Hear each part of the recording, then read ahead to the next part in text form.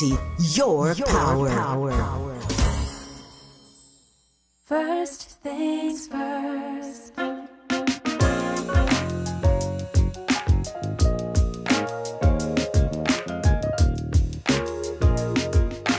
First things first, it's the DU General, Money B. I'ma put you up on the schedule, 6 to 9, 8 weekdays, not too unsettled you. Let's go. We got a lot to talk about, so much to pedal through. Unapologetically progressive. Tune to KBLA 1580 to get the mess. We're your ancestors' favorite radio station. First black on talk radio, left side of the nation. Me and Dominique DiPrima go way back.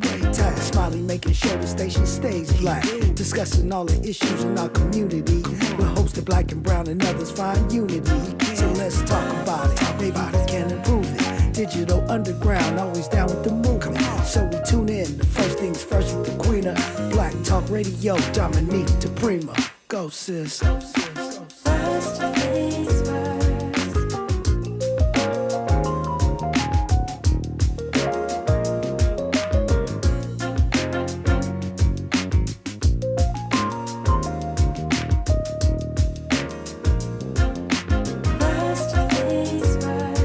KBLA Talk 1580. Good morning. Good morning and God bless. I'm Dominique DiPrima. This show right here is called First Things First. And my very first thing today and every day is giving thanks to God, giving praises and asking for blessings from the Most High, asking for the blessings of the ancestors and the elders. And let's go. Let's do this. It's a Talking Point Tuesday. So it's a great day to check in with yourself and say, why do I say that? Where did I get that from? Where did that notion originate? Is it fact-based or is it just an assumption? Did it sound good? Did my mama and grandmama say it, or did I hear it at a Trump rally or in a meme? Where did that come from? Do I really believe that? That's what we do on Talking Point Tuesday, along with everything else we have on the agenda. That is how we roll on Tuesdays, okay? So, and it's an exciting day around here today. Hour one, you got me, and Miles, and me, and you. And we're going to talk about whatever we feel like talking about. Yeah. And I got a couple things for you, as per usual, but I'm always open to your suggestions, your thoughts, and interpretations. Hour two will be joined by Dr. Charles H.F. Davis, a renowned scholar on youth activism and racial everything. He's brilliant. Looking forward to that conversation. We will unbox some of the national happenings, particularly as it pertains to young people in activism. Then hour three will be joined by Jamal Ibn Mumia and J.R. Valray. Jamal Ibn Mumia is the son of Mumia Abu Jamal. He is on a freedom tour trying to get his dad out, particularly in light of the health challenges he's facing right now. So that will be an interesting and historical conversation as well. So a lot going on around here today. I'm glad that you are here. I should have listened to you, Miles. You watched it? I watched it. I should have listened to you, Miles. I should have listened to myself. I usually... Whole thing? Not the whole thing, but yeah, a lot of it. Enough to give me nightmares last night. And I'm not even playing. I had actual nightmares last night. The thing is, I think I'm possibly one of the only people in America that hasn't watched Kim Kardashian's tape or R. Kelly's tapes. I just, you know which tapes I'm talking about, the sex tapes. Like, I just don't want that in my brain. You don't got to get in everybody's bedroom. Right. And when it comes to the violence porn that they like to show over and over again, black people getting slaughtered, murdered, beaten, I will watch those tapes once, and that's it. I really am protective of my brain, my spiritual well-being, but I succumbed and watched The Reckoning, Sean Combs' The Reckoning, and it was a lot. It was really a lot. I got to say this. I watched it partly because I feel like it's my job to be up on stuff, but also I'm just really stunned by the fact that someone would do that to someone else while they're down. You know what I mean? You're kicking someone while they're down, I guess, is how. That's how. Talking about 50? Yeah. Yeah. I mean, I know 50's 50. 50 is 50 and 50 gonna 50. I get all of that, but not really. Just Okay. from a character perspective. I have not watched it, but I think I did a good little. Like I said, I think I got enough of it through social media. You read the summaries and the opinions. Get the summaries, and I mean, I've heard a lot of stories before, so nothing really surprised me about it. Right now, here's what my whole thing is. After hearing about it, I don't get why everybody's mad at 50. Really? I don't get that. Well, it's very skewed. I mean, look, we can only tell our opinion and our viewpoint. But as a person, a documentarian myself, I have produced documentaries before. It was a hit piece. Yeah, that's why people are mad at 50. And, you know, that's his prerogative. He can do what he wants to do. But I just think, and I'm not saying that, oh, we should protect Diddy all the time or that Diddy's not responsible for his own actions. But you can take footage and you can tell a story. And he, even though they have the little writing that says, you know, we reached out to Diddy. Oh, really? In jail? I mean, okay, it's in not prison like, and asked him for his opinion. Oh, we reached out to Diddy's mama. We, you know, and then they always say, but the person didn't get back to us. So there is no balancing side. it's not like 50 made this stuff up. He just sequenced it. If it's truth and if it happened, if it's other people's perspective, I'm not mad at 50 for putting it together. I get the harshness behind it. I get the heat behind it. I get the vindictiveness, the New York around it, the vibrato. It's the jungle we talking Let about. me tell 50 you didn't make something. nothing up. I He just mean, documented it. To be honest with you, you are probably going to end up watching it because there's great footage there. There's great footage of Pac. There's great footage of back in the day. But see, I think that, like I said, as a person who's made documentaries before, I had one of mine shown in the Pan-African Film Festival, and who, you know, is a writer. We can slant things. You're a writer, you know that. You can slant things. And I'm not saying that Diddy is totally innocent or anything like that, but there is no other side to the story at all. I think that's another thing too. I heard that there's a lot of people who were left out of this documentary. No doubt. A lot of people. I mean, you can't get everyone in a doc. It would be 300 hours long. Diddy put everybody on. But if 50 got the footage of everything. Yeah, that's true.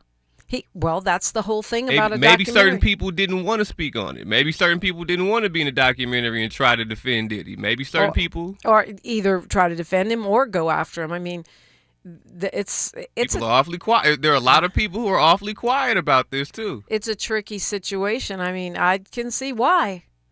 When you look at it, it's probably smarter not to talk about it because there's no winning. You're either going to make one side mad or the other side mad. But for me, there was some interesting perspective. He takes the position that there was no real East Coast, West Coast beef. At least that's what Eric Sermon says, and he kind of backs it up with the with some of the other statements and footage, which is that what he was basically saying is that the beef is simply Bad Boy versus Death Row. It was never East Coast versus West Coast. And that was an interesting perspective because, you know, I was there. I was supposed to be at that party at the Peterson Automotive. That was right next to the radio station I worked at the time. It was literally right down the block. And most of the people from the radio station were there that night. You know, sometimes I don't like to go outside. And that was one of those nights. Some told me go home. And I went home. And, you know, I mean, shout out to some told me, because I don't know if I needed to be there. But I don't know if what he's saying is true. I know that by the time everything was processed out, by the time the Source Awards were over, by the time, you know, Hit 'Em Up came out, by the time all that stuff, it wasn't just a beef between two record companies anymore. By then, it was definitely widespread, like, you know, sentiment. We're gonna represent ours. And the thing is too, if you follow these things as deep as the internet can take them throughout over the years, like I said, a lot of this stuff isn't new information to a lot of people. You know what I mean? It's about what you believe it or not, but I mean, the storylines have kind of been painted. That's why I say I'm not too mad at the idea of the documentary being out. From what I've seen, like I said, I wouldn't blame. I can't blame 50 if it's already out there. Some people got to put it together for you. Okay. It was a hit piece for sure, and I've seen better hit pieces, even the best. You know what? I think you say that because you're not in it.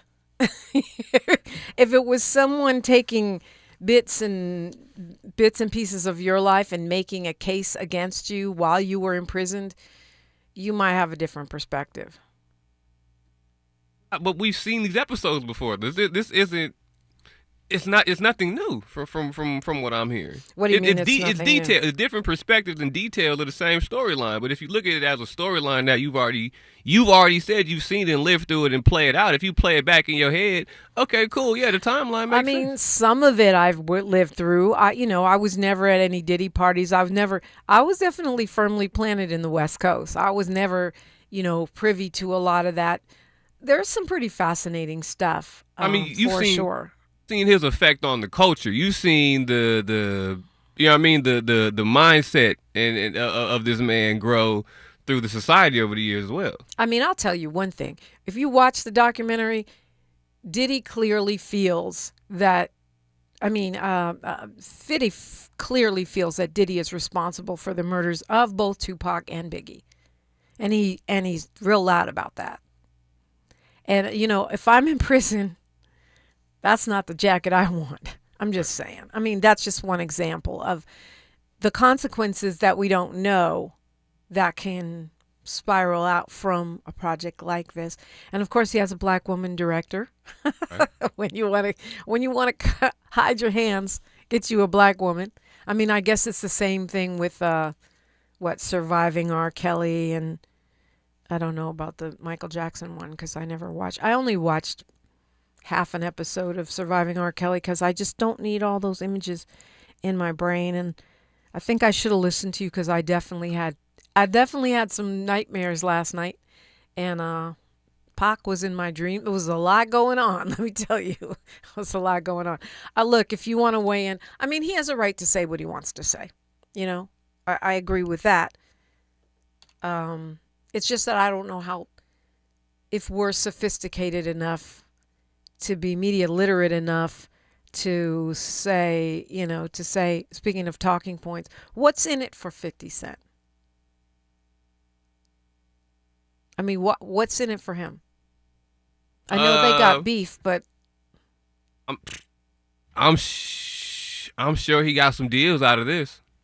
I'm sure he shook some real nice hands to keep some names clean out of this one, because there's a lot of, like I said, there's a lot of people who I'm not hearing about in these documentaries that could have very well been placed in this footage that I'm sure are shaking hands to keep their names clean. That's what I feel. Okay. So kind of an Epstein thing, like 50 plays chess, baby. Yeah, well, he is a billionaire. He does have this new studio in Baton Rouge, Shreveport. He's a whole mogul. Whole mogul. That's why I don't get it. You got television shows and awards and residuals and publishing and the gangster. We're talking about the jungle. He's from the jungle, the same jungle Diddy from. 50s. You know what I'm saying? He may not be the Geppetto that's calling the strings, but he's a crocodile. It's the jungle. Show 50's eating off. Oh, okay. You know what? We all come from where we come from. But we are where we are, and we have to function where we are, Right. I don't know. Maybe I'm looking at it spiritually, and you're looking at it from a business perspective. 800-920-1580. That's the number if you want to call in. 800-920-1580. I'm Dominique DiPrima. This is KBLA Talk 1580. She's reclaiming her time on KBLA Talk 1580. More First Things First with Dominique DiPrima when we come forward. Break out the champagne. Everybody can laugh. KBLA Talk 1580 congratulates our own Keith Underwood, host of the weekend entertainment show Black in the Green Room, on his recent honor at the annual National Arts and Entertainment Journalism Awards. Keith received a first place award presented by the Los Angeles Press Club for his entertainment reporting, and we couldn't be prouder. Congratulations, Keith, from all of us at KBLA Talk 1580. If you love to travel, Capital One has a rewards credit card that's perfect for you. With the Capital One Venture X card, you earn unlimited double miles on everything you buy. Plus, you get premium benefits at a collection of luxury hotels when you book on Capital One Travel. And with Venture X, you get access to over 1,000 airport lounges worldwide. Open up a world of travel possibilities with the Capital One Venture X card. What's in your wallet? Terms apply. Lounge access is subject to change. See CapitalOne.com for details. Kohl's Customer Appreciation Event is here, right in time for the gift exchange. Even though everyone pretends gifting isn't a competition, it kinda is. At Kohl's, save on gifts everyone will fight over. From sweaters and flannels to air fryers, toaster ovens, and more. Because deep down, the gift exchange isn't just about giving. It's also about winning. Shop Kohl's and save on top gifts now. Select styles, some exclusions apply. Offers end December 14th. See store or Kohls.com for details. This holiday season, KBLA Talk 1580 wishes you and yours joy, peace, and prosperity. As we celebrate with family and friends, we're already looking forward to an exciting first quarter, packed with must-attend events to kick off the new year just right.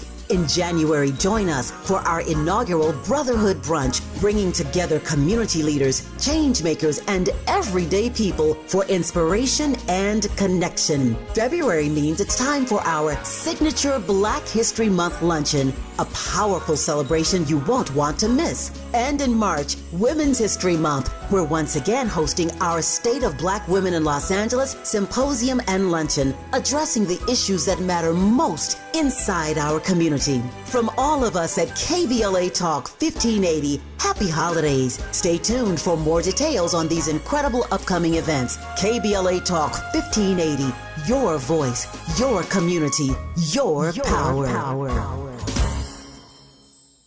Established in 2020 during a time of deep racial unrest across our state and country, the Black Freedom Fund was created to make sure that leaders and organizations working to support Black communities and build power have the resources they need to stay in the fight for the long haul. We believe that those closest to the issues impacting our communities know best how to solve them. That's why in just the last 5 years, we've granted more than $45 million to over 200 grassroots organizations across California. That is the largest collective investment in Black organizing in history, and we're just getting started. We are clear-eyed and committed, more now than ever, to our people, our power, and our possibility. Join us in creating a future where Black people harness their full power to shape their lives and realize a just world for all. Learn more at fundblackfreedom.org. That's fundblackfreedom.org. The Black Freedom Fund is proud to sponsor Conversation Live Altadena Rising with James Farr on KBLA Talk 1580.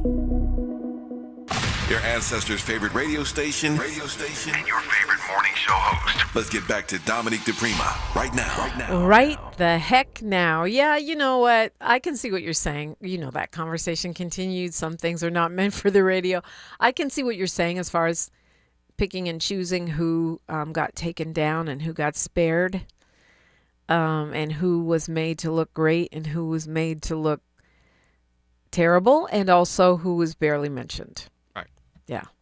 But from a historical foot standpoint, just the footage, you know, he's got modern footage, the footage from right before Diddy was arrested, which from what the LA Times says, they have it because Diddy failed to pay the videographers, and the videographers sold it to Netflix or to Fiddy, I'm not sure which, something like that. Some variation on that theme. So big takeaway from this documentary, always pay the videographers. Always get your footage, I guess. Let's go to Fahima calling us from Washington, D.C. Good morning, Queen. Good morning, Habari Ghani and K. Prophet Dominique. A couple of things. One, I don't have to go and see the film because a lot of I've seen the trailer, and a lot of the things is not news. I was hanging out at City College in the 90s when the stampede took place, when Diddy oversold the gym. I wasn't going to the celebrity basketball games. I was in the Africana Studies department because at the time we were, First World Alliance, and Dr. Jeffries was having lectures with people like Dr. Ben and Shashi McIntyre and Francis Cress Welsing. But there's nothing new. And you're right. In terms of the footage, the recent footage, Diddy was in negotiations with a deal to do a documentary, a documentary with Netflix.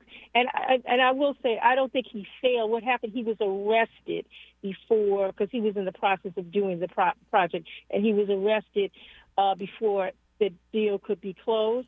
And so the videographer was still going to do the deal with Netflix, and 50 stepped in as executive producer. But I will say this. Yes, it was framed in a particular way, and I've seen the trailer. But no one made Diddy say the things that he said, like he felt dirty after shaking hands and hugging people on 125th Street. And I will also say I was a student at Howard around the same time that Diddy was, and I was really surprised that they gave him an honorary doctorate, because there were things that took place that was no different from some of the rumors that people have heard. I will just leave it at that. None of this stuff is new. I've heard it all, and I don't need to watch the documentary. Let me ask you something, since you were around there and all that. Do you think, well, two things. First of all, do you think that that's the reason for that stampede? You firmly blame, having been around Howard at the time, been around City College at the time, you firmly blame him for that stampede. 9 people, I think, died. Well, the thing is that if you have a place that's a capacity of 500, right, and you keep selling tickets once you reach capacity, of course. And I'm not going to say because he didn't tell the people to push and jump, but he did oversell the space. You as a promoter, if the space holds 500 people, you don't sell 700 tickets. Right. And my family was concerned because they knew I hung out at City College, but I wasn't at a celebrity basketball game. I was at a lecture. Of course you were, because some things never change.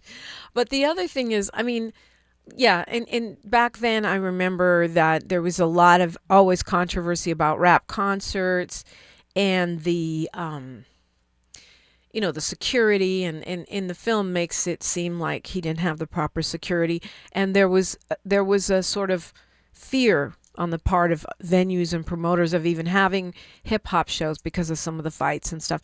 But a lot of it had to do with the way that rap was portrayed in the media more than the way that things really were going down at clubs and concerts. You're right, and it didn't help. But if you have an event at a university, the campus police is there, and their security is part of the deal.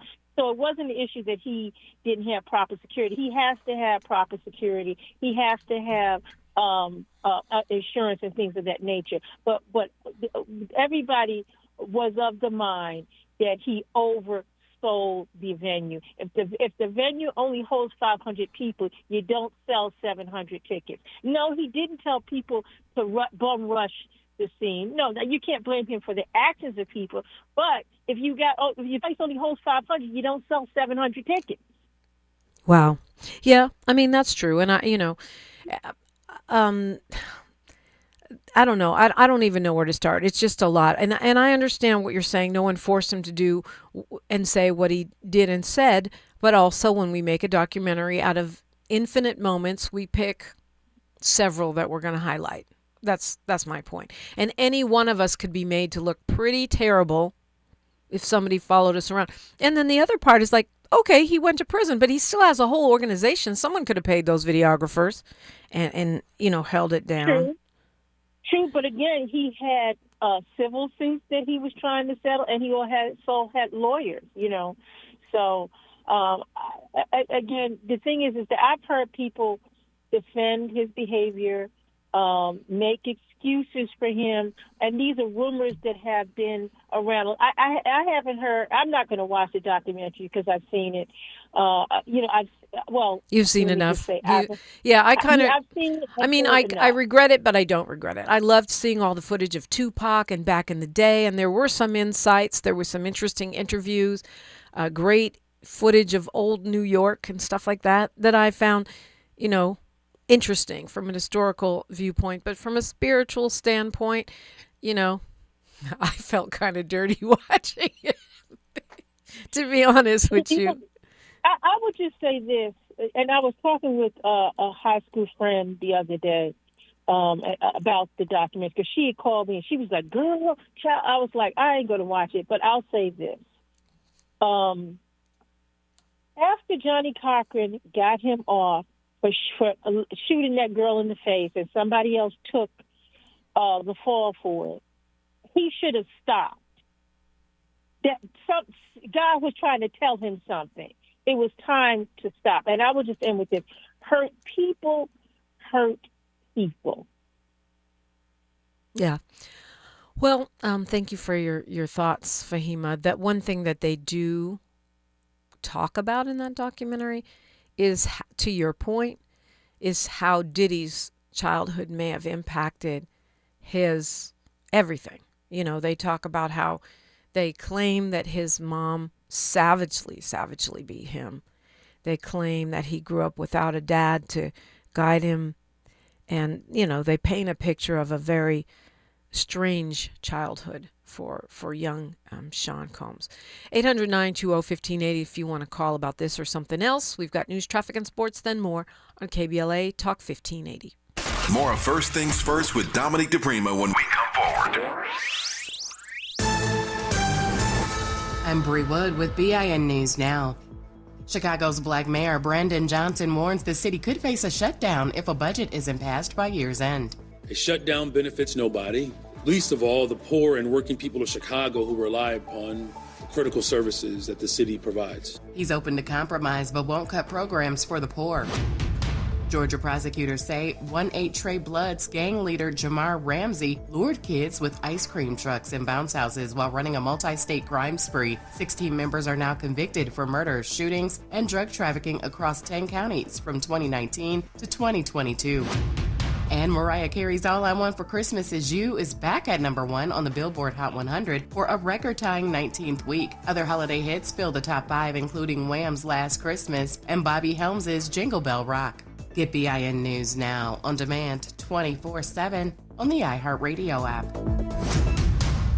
If a Lenovo computer for your business is on your holiday list, don't shop around. Just go directly to the source, Lenovo.com. It's your last chance to get exclusive deals on the PCs you want for your business, like the ThinkPad X9 14 Aura Edition and Yoga 7i 2-in-1. So avoid all that shopping chaos and price comparing, and just go directly to the source, Lenovo.com, where PCs are up to 35% off. That's Lenovo.com. Lenovo. Hey, can you blow up some balloons for Jack's party? I can't. I'm so congested. You need Sinex Saline from Vicks. Sinex Saline Nasal Spray? Yeah, just Sinex. Breathe. Sinex Saline instantly clears everyday congestion associated with colds and year-round allergies with a gentle, ultra-fine mist that's no mess and easy to control. Daddy, we need more balloons. On it. Enjoy life's important moments without congestion. Try Sinex Saline from Vicks. Just Sinex. Breathe. Use as directed. The laws have not changed in California. All workers must be paid properly and protected from retaliation. Retaliating against a worker or not paying them because of their immigration status is illegal. Don't believe the lies. California laws protect all workers, regardless of immigration status. Document retaliation and wage theft. Report it to the Labor Commissioner's office. Learn about your labor rights. Visit wagetheftisacrime.com. My mom has decided to learn to paint, and she's good. My dad's now into creative cuisine, and I've already put on 6 pounds. Learning new things comes with age. My mom, she started forgetting my name and what we're talking about. Forgetting well-known things doesn't. Memory loss may be a sign of Alzheimer's disease. Early detection gives you and your loved one time to plan for the future. Learn the warning signs of Alzheimer's at 10signs.org. Brought to you by the Alzheimer's Association and the Ad Council. This holiday season, KBLA Talk 1580 wishes you and yours joy, peace, and prosperity. As we celebrate with family and friends, we're already looking forward to an exciting first quarter, packed with must-attend events to kick off the new year just right. In January, join us for our inaugural Brotherhood Brunch, bringing together community leaders, change makers, and everyday people for inspiration and connection. February means it's time for our signature Black History Month luncheon, a powerful celebration you won't want to miss. And in March, Women's History Month, we're once again hosting our State of Black Women in Los Angeles Symposium and Luncheon, addressing the issues that matter most inside our community. From all of us at KBLA Talk 1580, happy holidays. Stay tuned for more details on these incredible upcoming events. KBLA Talk 1580, your voice, your community, your power. Established in 2020 during a time of deep racial unrest across our state and country, the Black Freedom Fund was created to make sure that leaders and organizations working to support Black communities and build power have the resources they need to stay in the fight for the long haul. We believe that those closest to the issues impacting our communities know best how to solve them. That's why in just the last 5 years, we've granted more than $45 million to over 200 grassroots organizations across California. That is the largest collective investment in Black organizing in history, and we're just getting started. We are clear-eyed and committed, more now than ever, to our people, our power, and our possibility. Join us in creating a future where Black people harness their full power to shape their lives and realize a just world for all. Learn more at fundblackfreedom.org. That's fundblackfreedom.org. The Black Freedom Fund is proud to sponsor Conversation Live Altadena Rising with James Farr on KBLA Talk 1580. Thanks for waking up with Dominique DiPrima on KBLA Talk 1580. Yeah, well, you know what, Miles? I can see your point. I can see Fahima's point. You know, the producers, Netflix, whoever, they have a right to make whatever their vision is. Just like when I made, you know, SOS, the State of the Hood, talking about, it was actually about the gang peace movement and the origins of, it was Summer of Success. It was about the origins of what is now GRID and sort of the official gang intervention movement. I made it. It probably was skewed. It was my perspective. I'm sure that it wasn't the same documentary that the LAPD would have made. Right. Although another story for another day. I did have some people trying to influence me along those lines. And there was footage that didn't end up in the film because of people pressuring me. People with power, right? That unlike the Better Business people of Diddy and Fitty, these guys that, you know, are real bona fide capitalists, I didn't, anyway. So I understand. I have a right to say what I want to say. They have a right to say what they want to say. You're a good writer. You write a good hero story. They wrote a good villain story. Yeah, and that's fine. But I guess my question is, just like I question some of the stuff that was going on in there, I don't understand how people can live that way. I don't understand how you can live with someone, with their foot on your throat for 10, 15, 20 years. I don't understand, but it's,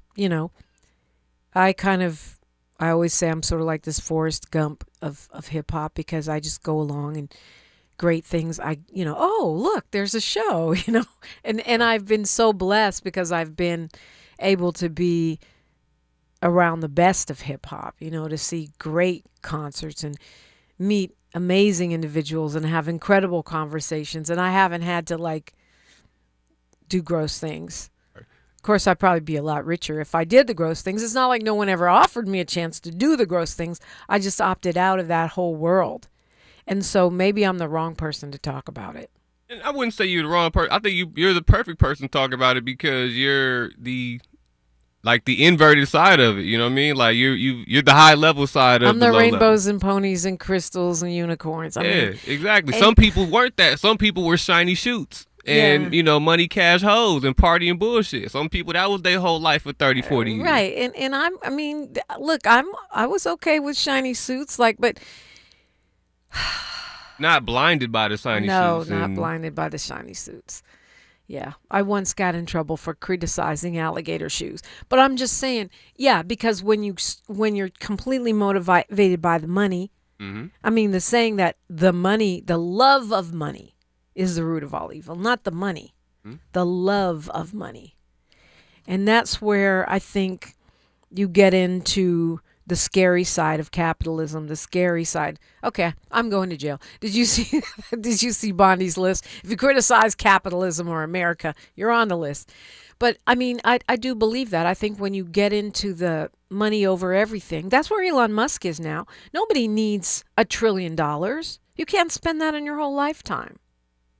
And that's where the reckoning comes in at. Is like we got to reckon with that as, I guess, like as a culture, like, yo, this is what was leading the culture for so long, y'all. Like this exact type of ideology that Dominique is talking about, that she don't get how somebody can live like that for 30 years. Like that's what was leading our culture for 30 years, pretty much, if you're talking about from the hip hop side. But even you just said too, it's bigger than hip hop. It's fashion. It's movies, it's liquor, it's all this stuff, it's gambling, it's money, it's sex, it's all that, it's the sexual awakening, it's the way the women dress and act, it's Mary J, it's R&B. But see, you're putting all these things in that big category. Sex is not intrinsically bad. It's only when you market it and make it a tool for, and even if you market it, it's only when it becomes part of an abusive, predatory system. You know what I mean? Shiny suits are not intrinsically bad. It's only when it becomes a shiny object to distract us from our own liberation. But when the counter of that is too, though, when it takes the place of the Tupac, when it takes the place of the Wu-Tang and the Biggie and, you know what I mean, the consciousness that we were just talking about we need to have equality with. And not just takes the place of, but allegedly snuffs out. I mean, you know what I mean? You the vampire that got into the juke joint, pretty much. You know what I'm saying? Like, you bit as many people as you could, and that was the point of it. Yeah. I don't... Look. We saw the movie. We saw how it ended at the end. We saw him come back to the culture again, how he always does. Yeah, I don't... I feel like I'm trying to be fair. Because Dominique, the person who knew Pac... And I'm not going to say friend because it's not like we hung out. He wasn't my BFF, but I knew him. I cared about him. He cared about me. That Dominique is mad when I watched that. I'm like, man, may the karma rain down upon whoever took Pac's life. Spirit of Tupac Do not get me wrong. Do not get me wrong. It's just that right now, and I'm not even talking about cancel culture, because to me, cancel culture is just code for accountability. People are, oh, you're going to cancel me. No, it means you're accountable for what you said and did, and that's called life. That's called karma. You know what I mean? Yeah, you have free speech, but guess what? You still got to pay the piper. That's what it is. You have free speech, now say it to my face. But... I'm just saying, when you're in that position, that powerful position, I guess I'm kind of saying a little what Marlon Wayans was saying, which is when you're in that powerful position, do you stomp a guy when he's on the ground? I mean, at the end of the day, they're still both black men. The jungle, Dominique. I think, yes. But that's an excuse. It's a jungle. No, it's a universe. The jungle is part of the universe. The universe is part of the spirit world. And we're all creating karma and energy, right? And cycles. Yeah, but I mean, when something dies, something has to feed off of it. Vultures feed off of their bodies. Crocodiles feed off, you know what I mean? Like, it's... Yeah, but the vulture hate to say that may be what 50s, you know what I mean, may be embodying right here, but that's what we're watching pretty much. So you're saying we're all on the food chain. Because the crocodile, the vulture didn't, kill Diddy to feed on his body. I'm saying, like, when this Epstein list comes down and when this Weinstein stuff comes down, we're going to feed off the remnants of that as the culture. You know what I'm saying? I'm saying this is literally what we're just watching is somebody feeding off of a part of the culture that has died, and I think that rightfully so has died. Has it died? Huh? Has it died? It's on life support if it hasn't. 50's eating off of somebody's eating off of it right now. Everybody, a lot of people are eating off it. I get that. I guess for me, there's levels to it, and I'm sure there's levels to it for you, because on the one hand, when you talk about it's a jungle out there, you know, the lion eats the antelope eats the grass eats the sun, whatever. We're all. And Jerry Anderson says the vulture doesn't care who killed the body. That's right. But the vulture's doing what the vulture was designed to do. Would you rather it be a white person that did it and, you know what I mean, and it be super duper sloppy and we don't have any, you know what I mean, sort of, you know what I mean? Like this. A white person who did what? Who was the executive producer for it? Oh, that's another conversation. Who's profiting? You know, I mean, Netflix is a huge company run. Would you rather Mr. Beast come out with the Diddy documentary? Or a TikToker or a Gen Alpha to come out with it who's never lived through it to come out with it? Or would you rather say, you know what, this is what we got and this is where we at as a culture. Let's go ahead and you know what I mean, not knock 54. Let's just, you know what I mean, take what we already have here. Quamel says, I heard R. Kelly Christmas played on Fox over the weekend. I don't think the world will ever fully let go of his music. And so I don't think it's over. I don't think we should force people to stop listening to R. Kelly. If you want to listen to that, more power to you. You know, I don't want to listen to R. Kelly because it reminds me of little girls getting molested. And that doesn't float my boat. But if we banned every single artist that had a criminal case or, you know, weird behavior, we'd have no art left. Yeah, but now it's like if R. Kelly were to be free right now, he would be toxic to work with. You wouldn't be able to get next to R. Kelly. Same thing with like a Bill Cosby. Maybe. Same thing with I think a Diddy when he gets out. I think they're all in the same category of like, yo, we can't even touch them. Their whole stock is all the way done. Yeah, 50's burning into the ground. Maybe. We'll see. I mean, I know the black man in America doesn't get the same forgiveness that anyone else does, because otherwise, you know, R. Kelly would already be back. Cosby would already be back. You know, just like Don Imus comes back, just like, you know, Bill Bennett comes back, just like Donald Trump comes back. Trump comes back, and the drug dealers come back, and the guy who owned Binance, who, you know what I mean, was in jail and got cooked and came right back to the position of power. Yeah, it's different. Right. Fahima says Diddy put people on the ground and stomped them. We all saw it. Does that make it, but you're condemning that. Does that make it okay? Are we, Fahima, becoming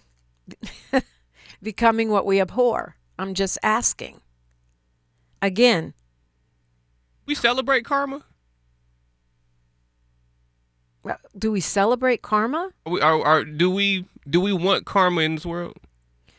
Yeah, I mean, it's like do we want gravity?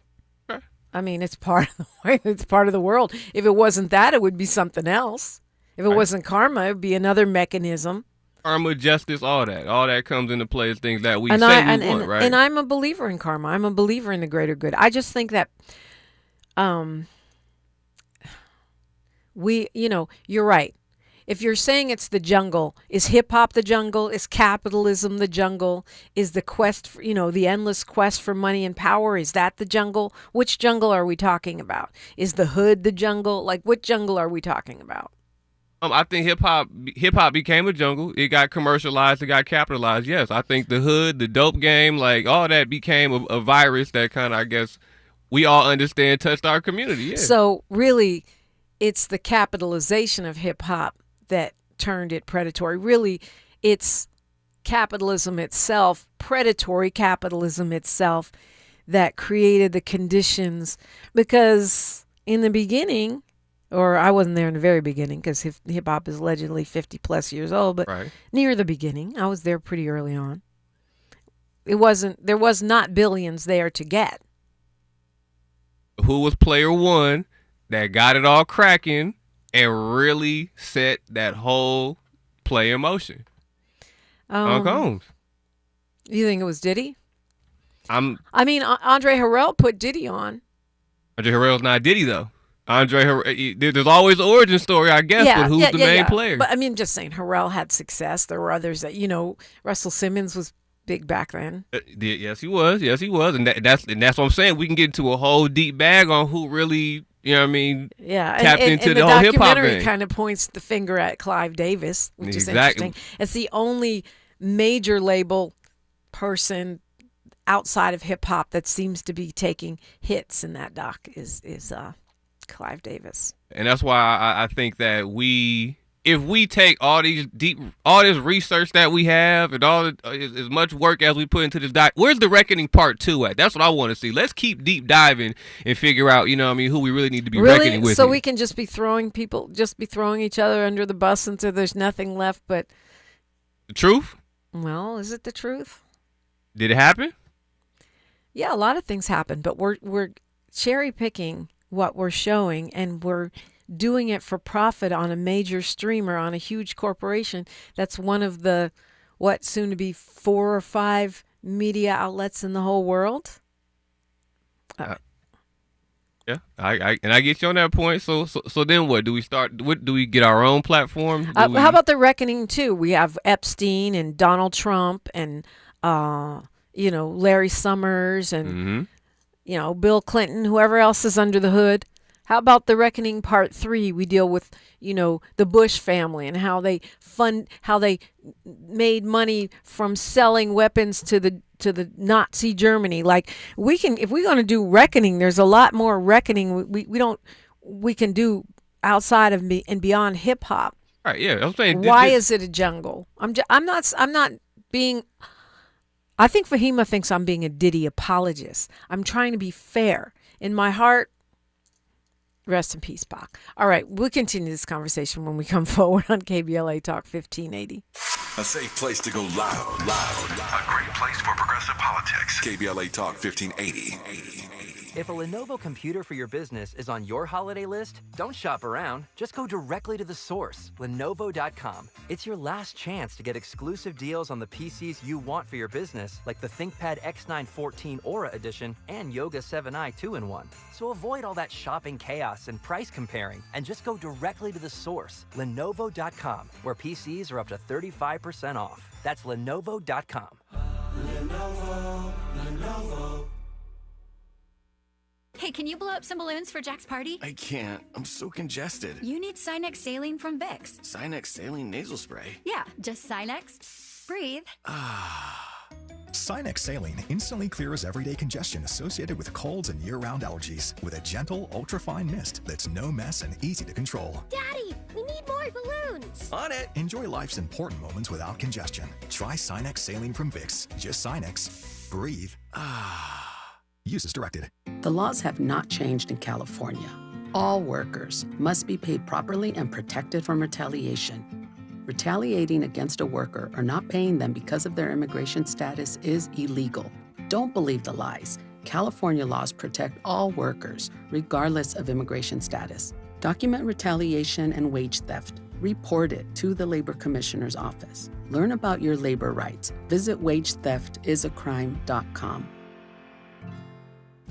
My ride smells just right, just right, just right, just right. Y'all gotta try that Febreze car. Just right, just right, just right. La la la la la. With up to 40 days of consistency on low Febreze car clips right on your vent. You know my car's my happy place. Keep that smile on my face when it smells just right, just right, just right. Yeah, breathe happy Febreze. La la la la. Heard any other talk radio lately that sounds anything like this? We didn't think so. You're listening to Unapologetically Progressive. KBLA Talk 1580. Oh, I know Fahima and a couple of my East Coast friends are going to hate this.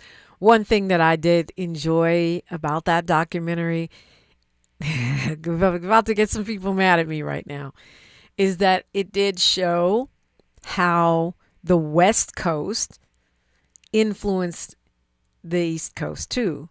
because it's always, that it's always, the story is always told, hip hop originates in the East and the West Coast came along much later and was whack. That's pretty much how the hip hop purists tell the story. And, they talk about how Diddy watched, I think it's Kirk Burroughs, if I'm not mistaken, who talks about how Diddy watched I Get Around over and over and over and over again. And then they show then you look at the Big Papa video of Biggie, and they're very similar. Mm-hmm. And it shows how Diddy was trying to kind of get to play a gangster vibe that was going on the West Coast and kind of clone it. Yeah. Destiny swapping. But yeah, it could be more than that. But in any case, I thought that was interesting, and I know some people will be mad, but it was telling for me, watching it as a person that's been chronicling the culture for many years, to see how I was definitely like, even though I called out Pac and said, hey, why are you talking all this smack about the West Coast? Isn't this escalating the problem? When I watched that, I'm firmly planted in my West Coast. I'm like, yeah, y'all know you got stuff from us. And I'm going, yeah, go Pac. And, when they're talking about the beef at the Source Awards, I'm definitely seeing it from West Coast eyeballs. That's all I'm saying. Yeah. You was there, Dominique. You was there. You was part of the storyline, Dominique. Come on now. Okay. Well, maybe it's a call out. Maybe I'm supposed to be always from the rainbows and ponies and crystals perspective, because that's part of the jungle too. Part of the universe too is goodness and light and love and uplifting each other. It's the rainforest. You the cloud above the rainforest that gives it the rain, Dominique. You above all that. You part of the ecosystem, but you not down there. Thank you, Miles. I just feel like we can do better, and I wish we would do better when it comes to one another. I'm not saying that Diddy is above accountability. I'm just asking the question, like, what is Reckoning 2 to you, Miles? What's next to you? Where do we go from here? I'm just glad the truth is being told. I think the truth being told is always gonna be what helps the hip hop vein of our community, I guess. I don't know if that answers your question. Is it the whole truth and nothing but the truth? That's my question. It's definitely not, but first of all, it's having a conversation. I wish we kept having this deeper of a conversation on it instead of it just being gossip. And you know what I mean, and you know what I mean, and making Shade Room headlines. I wish we really did have a real conversation about it, and like you said, really get back into who really is the people pulling these strings, who really were the people influencing, influencing Diddy and paying Diddy, who were the endorsers, who were the funders of this, who's benefiting from this documentary, of being silent on this documentary, there's a lot of conversations we can have on it. Bad Dog Bully says there's things that could better serve the culture than the Diddy doc. You're saying maybe not because of the dialogue. I'm saying let's focus on what we actually have and let's work with that. I'm just saying let's take from it what we already got. I'm saying there's a lot of things we could do and could produce, but if nobody's producing it, let's take what we got and let's work on that. They may not have the video, like Jerry says. We could go after them too if we had a videographer in the room. Yeah. And DJ Black 909 says LMAO. People are mad at Fiddy for making the documentary. More mad than at Diddy for doing all that stuff he did. Maybe if Diddy didn't do that stuff he did, we wouldn't have a documentary. Maybe. But my point is, if I had a documentarian follow you, DJ Black 909, or someone followed me, or Miles, or anybody, your granny, they could piece together, and I'm not saying that means he didn't do anything, but I'm just saying they could piece together a narrative that you wouldn't like, I wouldn't like. That's all I'm saying. Yeah, karma is real. And I do think, we were talking about this off mic, I do think that the fact that Diddy allegedly didn't pay the artists and allegedly took all the money, that's Kirk Burrows says he took his money and all that, that means that there's a lot of people angry at him, right? And I don't understand. This is a business model that I think we need to get away from as black people, that in order for me to come up, I have to exploit you. I have to not pay you or rip you off or pay you hardly anything so that I can have everything. I need to rip you off. And it's not just black people, but we fall into that because we're not getting that investor money, that angel capital. So we're scraping and scrapping. But it's part of, it's capitalist model. And I always say, if your business model requires enslaving someone else or exploiting them, then you need to get a new business model. What if your business model is all about the Benjamins, baby? Then, the root of the love of money. Money, cash, hoes, baby. The love of money is the root of all evil. The love of money. Whatever. Fahima says Pac was born in New York and then moved to Cali. He came up in Cali. He was nurtured in Cali. He was a digital underground funketeer. He was one of us. I was born in New York too, but guess what? I grew up in the Bay Area. Now I've been adopted by LA. I'm a California kid. There's no question about it. I love New York, but I'm a California kid. So we're all part of the diaspora, Fahima, right? All right. Looking forward to talking with Dr. Charles Davis next hour after news, traffic, and sports, only right here. KBLA 1580 Santa Monica. I'm Bree Wood with BIN News Now. Chicago's Black Mayor Brandon Johnson warns the city could face a shutdown if a budget isn't passed by year's end. A shutdown benefits nobody, least of all the poor and working people of Chicago who rely upon critical services that the city provides. He's open to compromise but won't cut programs for the poor. Georgia prosecutors say 1/8 Trey Blood's gang